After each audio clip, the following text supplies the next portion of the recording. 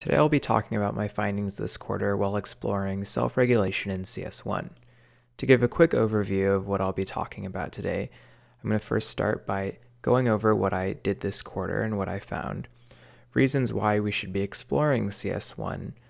talk about the different research problems I found in CS1, and then finally go over my findings from doing interviews in CS1, as well as discussing future risks and plans that I need to address still.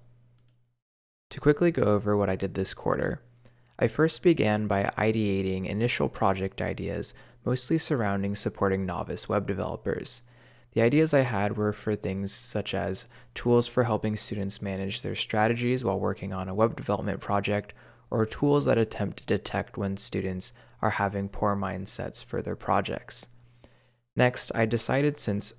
novice web developers was a pretty narrow scope, to try and broaden project ideas and explore various skill levels for users across diverse domains. So another example of a project that I considered during this ideation was office workers who were trying to learn to use spreadsheet functions or macros. For both of the initial project ideation phases and the broadened project ideation phases, I tried to have themes of metacognition, motivation, and mindset for each of my project problems, but I was adding a lot of those aspects after discovering different problems in each of these spaces. And so for my third ideation for CS1 projects, I instead decided to explore across a construct for different stages in the CS1 process along metacognition, motivation, and mindset to help focus on those aspects. After coming up with different project ideas and selecting ones that seemed like good projects to explore, I began doing need finding for each of those problems by identifying gaps in my understanding and then doing interviews with instructors, researchers, and students about experiences surrounding those problems to help resolve those gaps. So why is it worthwhile to explore problems in CS1 and problems pertaining to self-regulation? Computer science is becoming increasingly popular, and more college students are becoming interested in majoring in computer science, and more jobs and demands for jobs pertaining to computer science knowledge are becoming available. As computer science becomes more popular, however, this limits the number of resources that universities can offer for computer science as class sizes become larger and TAs and instructors' availability gets spread across more students. Furthermore, CS1 in particular is the entry point to computer science for students who want to major in or study computer science. For many students, this is their first experience with code since their middle schools or high schools never offered computer science courses. And this is particularly true for students who are not represented well in computer science, such as women and minorities. Similarly, this is often the first time where students develop an interest in pursuing computer science as a field of study, or potentially the inverse, becoming disinterested in computer science or demotivated from pursuing it because of the frequent challenges that novices face when going through CS1. Self-regulation offers an opportunity to resolve each of these problems by allowing students to make the best of limited resources through more deliberate leveraging of those resources, as well as working through problems on their own in between. To first begin exploring research problems, I used the construct I mentioned earlier for CS1. For the different stages, I considered the planning stage for students when they're working, monitoring, and help seeking and working on a problem, and finally when they're reflecting and adapting their processes. I explored each of these stages along the cognitive aspects, metacognitive aspects, emotional aspects, and belief aspects to try and hone in on problems across each of these. After filling out the construct and looking at the different problems I'd come up with, I extracted 3 problems that I thought were interesting and likely to exist in CS1 and thus worth exploring. The first problem I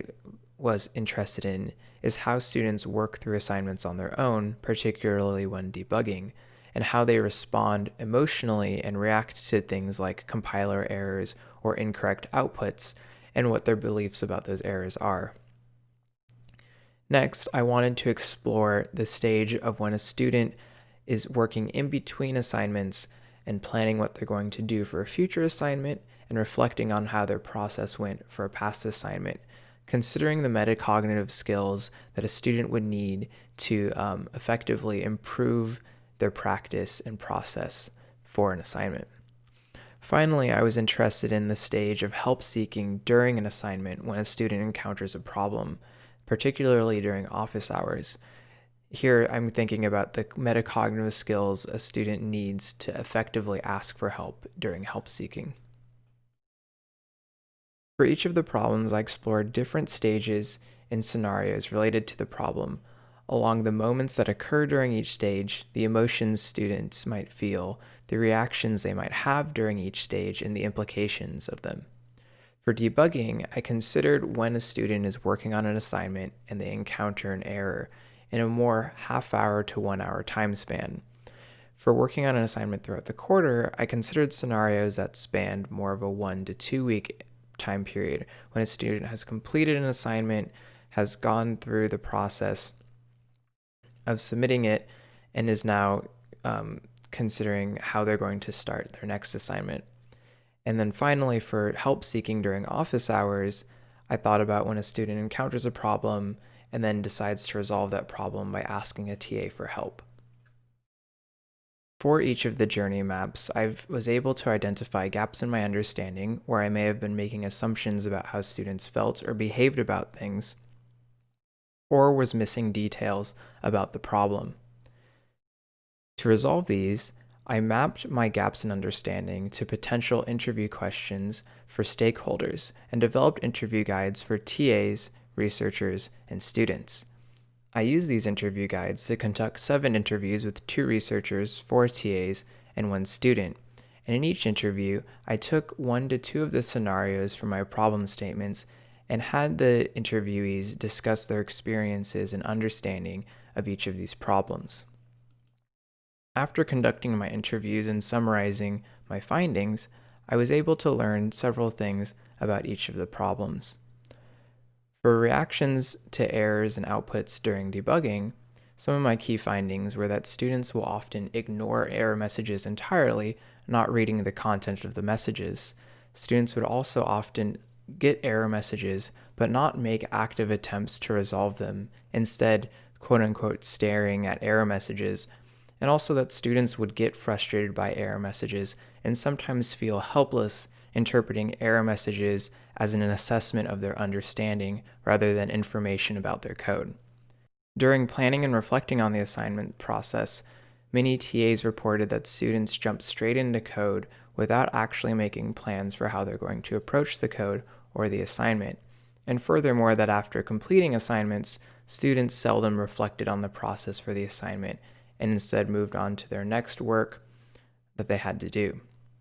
Finally, for help seeking during office hours, TAs pretty much universally reported that students frequently ask broad or vague questions about their problems and aren't actually able to identify what the problems are that they're struggling with and need help with. And furthermore, that students often don't actually make attempts to resolve their problems before asking TAs for help. Although I was able to get a lot of interesting information from my interviews, I only interviewed 1 student, and I'm still in the process of aggregating my findings from that interview. For this reason, there are still a lot of unresolved gaps in my understanding of these problems when it comes to the student level. For example, understanding students' reasonings for decisions, such as why students don't attempt to resolve compiler errors rather than knowing that they don't attempt to resolve compiler errors, details that happen outside of spaces that instructors or TAs might be familiar with, such as what students are doing before they actually choose to go to office hours to help seek, and furthermore, just general specific details about problems that are on the student side, such as what about error messages are confusing for students. To help resolve these gaps,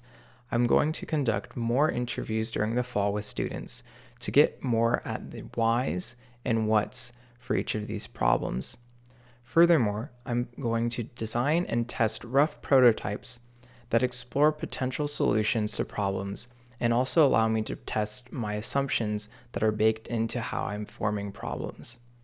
Finally, based on my feedback from prototypes and what solutions seem to have the best merit, I'll begin implementing and designing an interface for a potential solution to my problems.